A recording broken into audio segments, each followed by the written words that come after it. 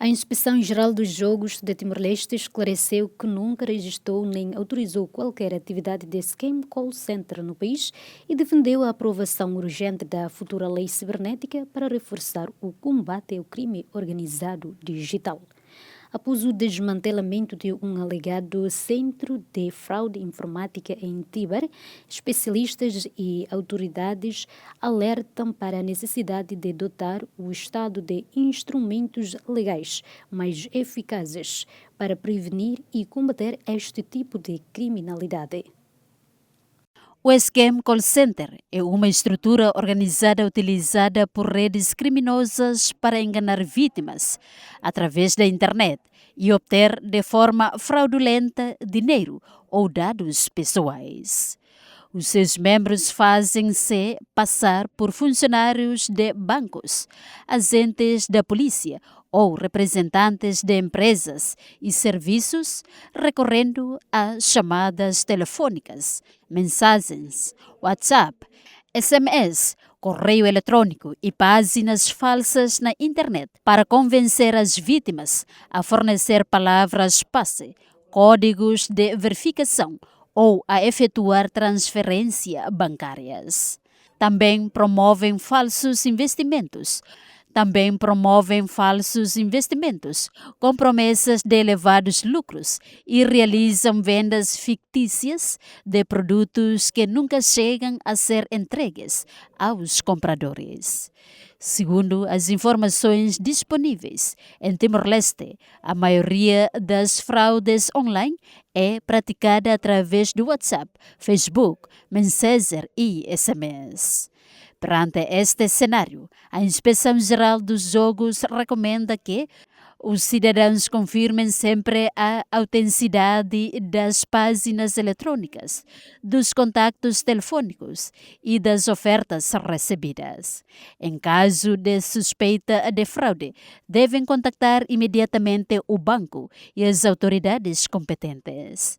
Na semana passada, uma operação do Serviço de Investigação Criminal levou à detenção em flagrante delito de 61 cidadãos indonésios suspeitos de integrarem uma rede de online scam que operava num hotel em Tíbar, no município de Liquiçá.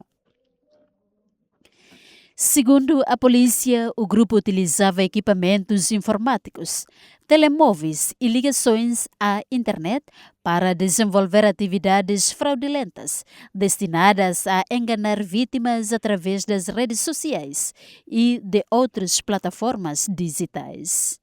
Na sequência da operação, a Inspeção Geral dos Jogos esclareceu que nunca registrou nem autorizou qualquer atividade relacionada com o alegado Scam Call Center instalado no Hotel Rihlu, sublinhando que este tipo de operação não se enquadra na atividade legal de jogos online. Segundo o inspetor da Inspeção Geral dos Jogos, Aníbal Carvalho Martins, trata-se de uma atividade criminosa, organizada que deve ser investigada e julgada ao abrigo da legislação penal. Esta atividade scamming não entra numa categoria de empresa de jogos. O scam, como todos sabemos, já houve um caso em Oicusi e na semana passada a polícia desmantelou outro grupo em Tíbar. A nossa linha de coordenação indica que elas estabeleceram centros de chamada, por isso estas atividades não estão ligadas aos jogos que exigem autorização da Inspeção Geral. Considero isto uma atividade ilegal, pelo que este caso deve ser processado de acordo com a lei. O responsável acrescentou que os suspeitos terão entrado em Timor-Leste, apresentando projetos de investimento que não correspondiam às atividades efetivamente desenvolvidas.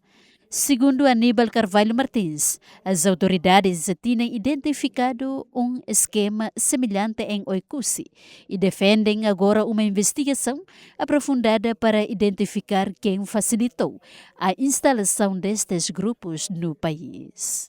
O inspetor considera ainda que estas operações causam prejuízos ao Estado, não geram qualquer benefício econômico e poderão ter contado com o apoio de cidadãos timorenses, cuja eventual participação está agora a ser investigada.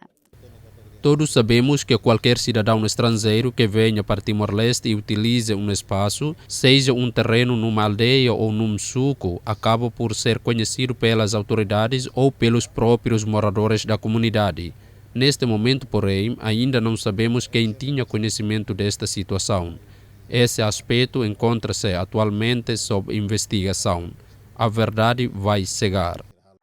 A operação que levou ao desmantelamento do alegado esquema call center foi conduzida pelo Serviço de Investigação Criminal, na sequência de um trabalho de recolha de informações e de cooperação entre várias entidades policiais.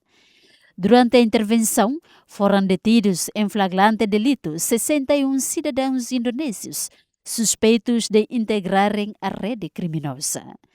Segundo o diretor do Serviço de Investigação Criminal da PNTL, João Belo dos Reis, no local foram apreendidos diversos equipamentos utilizados nas alegadas atividades fraudulentas, incluindo um sistema Starlink, computadores, telemóveis e outros dispositivos eletrônicos, que serão agora submetidos a perícias. As evidências que recolhemos foram Starlink e o seu router portátil, telefone e outros computadores. Asseguramos tudo para que possa ser analisado, contando com o apoio de alguns dos nossos peritos. Segundo alguns depoimentos recolhidos durante a investigação, o grupo recorria ao sistema Starlink para garantir acesso permanente à internet e desenvolver as operações fraudulentas. Em simultâneo, o Serviço de Imigração participou na operação para verificar a situação documental dos cidadãos estrangeiros. Segundo as autoridades, a maioria dos 61 cidadãos indonésios entrou em Timor-Leste com visto de turista, mas encontrava-se a exercer atividade profissional. Na altura da detenção, o Serviço de Imigração trabalhava em parceria conosco. Entregamos os passaportes e, posteriormente, identificamos os respectivos titulares. O Serviço de Imigração confirmou que os suspeitos trabalhavam sem o visto adequado e que muitos permaneciam igualmente em situação irregular no país. Segundo o diretor dos Assuntos Administrativos e Financeiros do Serviço de Imigração, Juvenal Castelho, estas infrações podem originar sanções previstas na legislação migratória. Para os cidadãos estrangeiros que prestem serviço profissional sem visto laboral, temos os artigos 143 relativo aos trabalhadores e 144 relativo às empresas. Quanto à permanência irregular, aplica-se o artigo 141 da mesma lei. As multas variam entre 150 e 580 dólares. O caso de Tíbar reabriu o debate sobre a necessidade de Timor-Leste aprovar legislação específica para combater o crime organizado digital. Para o diretor executivo da Fundação Mahen, Nelson Belo, o Estado deve aprofundar a investigação para identificar não apenas os executores das fraudes, mas também os responsáveis pelo financiamento e organização destas redes. É muito reduzido o número de investigações dirigidas aos autores principais. É necessário identificar quem financia estas operações de esquema call center. Segundo o responsável, a ausência de uma lei da cibersegurança continua a limitar a capacidade do estudo para responder de forma eficaz ao crescimento da criminalidade digital. Ainda não temos uma política através da legislação que chamamos cibernética. Este é um assunto urgente que deve ser priorizado pelos líderes para apoiar o combate ao crime digital. A mesma preocupação é partilhada pela Polícia Científica de Investigação Criminal. O porta-voz da instituição, Mário Tavares, considera que a futura lei da cibersegurança permitirá reforçar significativamente a investigação criminal, criando mecanismos específicos para a recolha de provas digitais e para a cooperação internacional. Como sabem, a nossa lei do cybercrime ainda se encontra em fase de discussão. Quando entrar em vigor, irá facilitar significativamente o trabalho das autoridades. Na minha opinião, esta lei assenta em 3 vertentes fundamentais: o direito substantivo, o direito executivo e a cooperação internacional. Segundo Mário Tavares, este enquadramento permitirá criminalizar de forma mais eficaz este tipo de condutas, preservar provas eletrônicas e reforçar a cooperação entre as autoridades e diferentes países. Também o vice-ministro dos Assuntos Parlamentares, Adérito Hugo, confirmou que os ministérios competentes continuam a preparar a proposta de lei cibernética, que deverá seguir para apreciação em Conselho de Ministros antes de ser enviada ao Parlamento Nacional. A lei cibernética está em andamento. Os ministérios relevantes estão a elaborá-la. Espero que seja apresentada em breve para discussão, porque esta lei é muito importante. Na mesma linha, a deputada Lídia Norberta, membro da Comissão B do Parlamento Nacional, defendeu uma investigação aprofundada para identificar todos os envolvidos, incluindo eventuais facilitadores nacionais. Deve apurar-se tudo até o fim.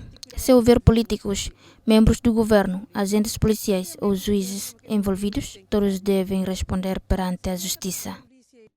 Na passada quarta-feira, o Tribunal Judicial de Primeira Instância de Dili determinou a aplicação da medida de coação de prisão preventiva ao arguido identificado como alegado gestor das operações do Scam Call Center de Tíbar. Quanto aos restantes 60 arguidos, todos cidadãos indonésios, o tribunal aplicou uma caução de $2.500 a cada um, válida por 60 dias, bem como a obrigação de apresentações periódicas semanais no posto policial da respectiva área de residência. A decisão judicial suscitou reservas junto de alguns especialistas.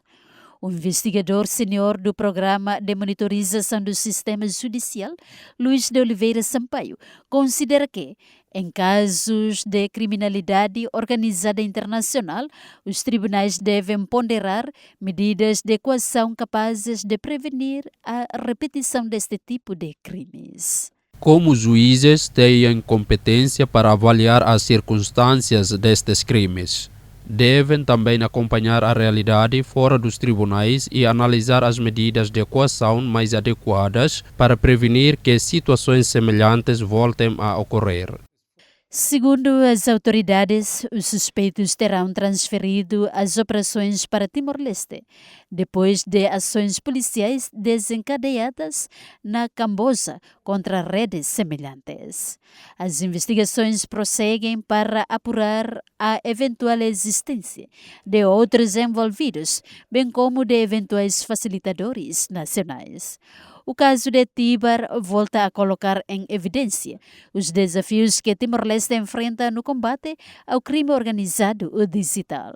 Embora as autoridades tenham conseguido desmantelar uma alegada rede internacional, especialistas defendem que a resposta continuará limitada enquanto o país não dispuser de um quadro legal específico para investigar, prevenir e reprimir eficazmente a criminalidade cibernética. Equipa de cobertura RTTL.